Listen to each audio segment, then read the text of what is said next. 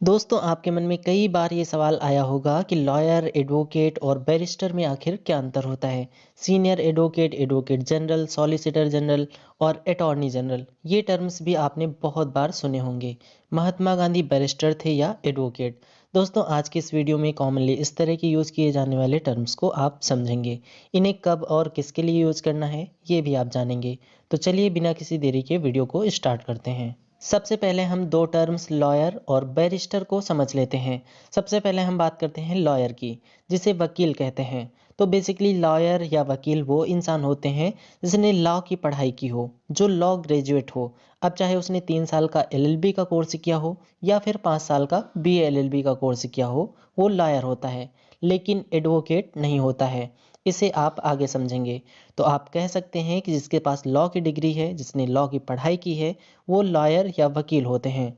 लेकिन सिर्फ एक लॉयर बनकर आप किसी भी क्लाइंट को कोर्ट में रिप्रेजेंट नहीं कर सकते हैं या आप किसी का केस नहीं लड़ सकते हैं। क्यों? ये भी आप आगे थोड़ी देर में समझ जाएंगे। दूसरा टर्म है बैरिस्टर। आपको बता दें कि अगर आपने इंडिया में लॉ की डिग्री प्राप्त की है तो आप बनते हैं लॉयर। वहीं अगर आपने इंग्लैंड में या फिर साउथ अफ्रीका में लॉ की पढ़ाई करके डिग्री प्राप्त की है तो आप बनते हैं बैरिस्टर। सिर्फ टर्म डिफरेंट है, बाकी दोनों का मतलब एक ही होता है। और लॉयर की तरह ही बैरिस्टर भी किसी भी क्लाइंट को कोर्ट में रिप्रेजेंट नहीं कर सकता है या फिर उनके केसेस नहीं लड़ सकता है। इंडिया में जब कोई लॉयर या बैरिस्टर खुद को बार काउंसिल में इनरोल करवा लेता है तब उसे एडवोकेट यानी कि अधिवक्ता कहते हैं। तो मान लीजिए आपने लॉ की डिग्री कंप्लीट कर ली है।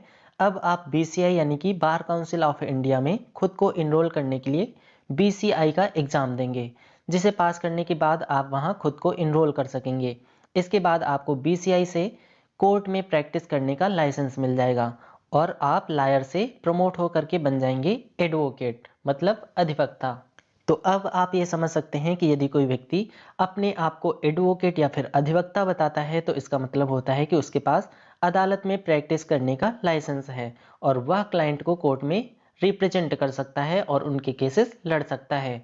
तो दोस्तों बेसिकली यही डिफरेंस होता है एडवोकेट और लॉयर में। जो लॉयर होते हैं उनके पास सिर्फ और सिर्फ लॉ की डिग्री होती है, या फिर बैरिस्टर होते हैं उनके पास भी लॉ की डिग्री होती है, लेकिन वो कोर्ट में केसेस नहीं लड़ सकते हैं या फिर क्लाइंट को कोर्ट में रिप्रेजेंट नहीं कर सकते हैं। वहीं जो एडवोकेट या फिर अधिवक्ता होते हैं वो बार काउंसिल में इनरोल्ड होते हैं और उनके पास कोर्ट में प्रैक्टिस करने का लाइसेंस होता है। वो क्लाइंट को कोर्ट में रिप्रेजेंट कर सकते हैं और उनके केसेस लड़ सकते हैं। अब एडवोकेट के भी 3 टर्म होते हैं: advocate, senior advocate, advocate on record यानी AOR। एडवोकेट आप जानते हैं कि वो होते हैं जो क्लाइंट को कोर्ट में रिप्रेजेंट कर सकते हैं और उनके केसेस लड़ सकते हैं।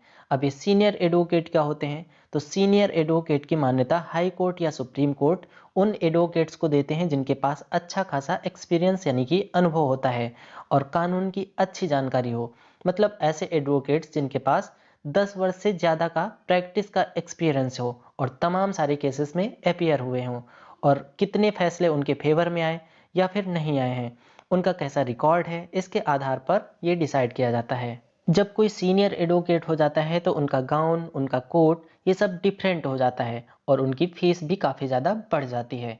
बेसिकली सीनियर एडवोकेट का दर्जा उनका ईयर ऑफ एक्सपीरियंस और नॉलेज देख करके दिया जाता है। इसके बाद आता है एडवोकेट ऑन रिकॉर्ड यानी AOR। ये बात शायद आपको नहीं पता होगी कि सुप्रीम कोर्ट, जिसे अपेक्स कोर्ट, उच्चतम न्यायालय या सर्वोच्च न्यायालय भी कहा जाता है, इसमें सिर्फ और सिर्फ AOR ही केस को फाइल कर सकते हैं। जनरली हर कोर्ट के अपने कुछ रूल्स, फंक्शंस और प्रोसीजर होते हैं।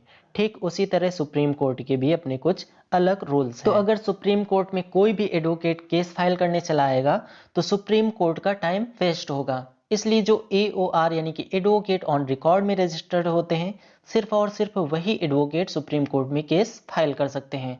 अब एक बात आप और समझ लीजिए कि केस ड्राफ्ट तो चाहे कोई भी कर सकता है, यहाँ तक कि बहस भी कोई भी कर सकता है। सिर्फ केस फाइलिंग के लिए रिस्ट्रिक्शन दी गई है कि केस फाइल सिर्फ और सिर्फ AOR ही करेगा, क्योंकि उनको इन सब चीज़ों की नॉलेज होती है कि सुप्रीम कोर्ट कैसे काम करता है, सुप्रीम कोर्ट के रूल्स क्या होते हैं।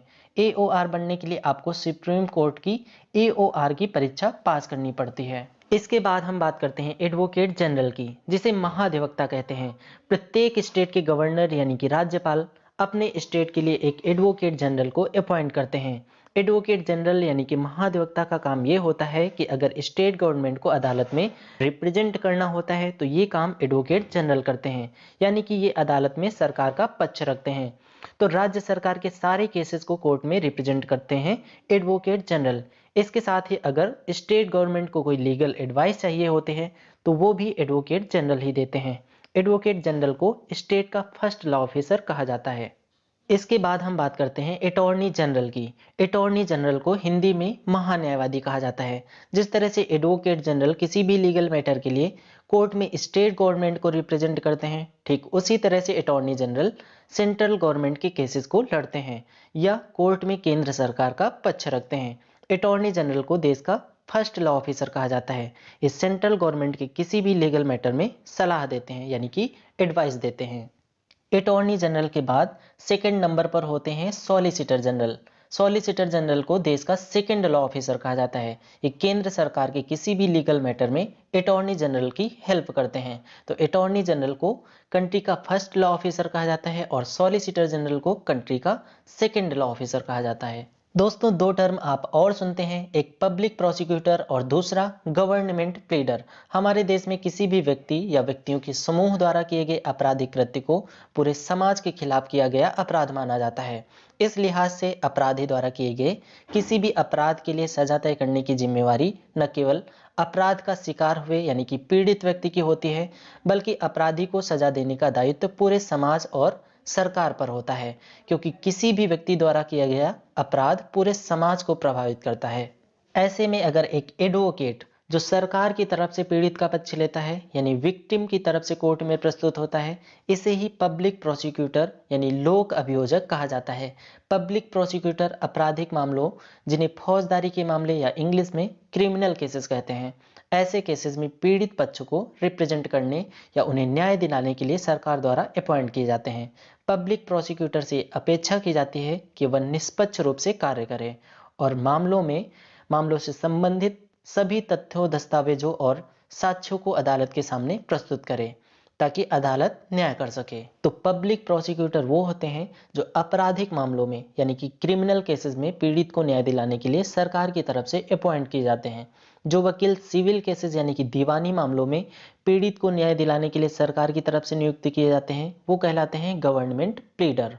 तो आपराधिक मामलों में पीड़ित को न्याय दिलाने के लिए सरकार की तरफ से अपॉइंट किए गए वकील पब्लिक प्रोसिक्यूटर कहे जाते हैं और सिविल केसेस में पीड़ित को न्याय दिलाने के लिए सरकार की तरफ से नियुक्त किए गए वकील को गवर्नमेंट प्लीडर कहते हैं। दोस्तों, अब मैं आशा करता हूं कि आपको ये जानकारी पसंद आई होगी। अगर आपको ये वीडियो पसंद आई हो तो प्लीज़ वीडियो को लाइक कर दीजिए और ऐसे ही नॉलेजेबल वीडियोस पाने के लिए चैनल को अगर आपने अभी तक सब्सक्राइब नहीं किया है तो चैनल को भी सब्सक्राइब कर लीजिए। Thanks for watching.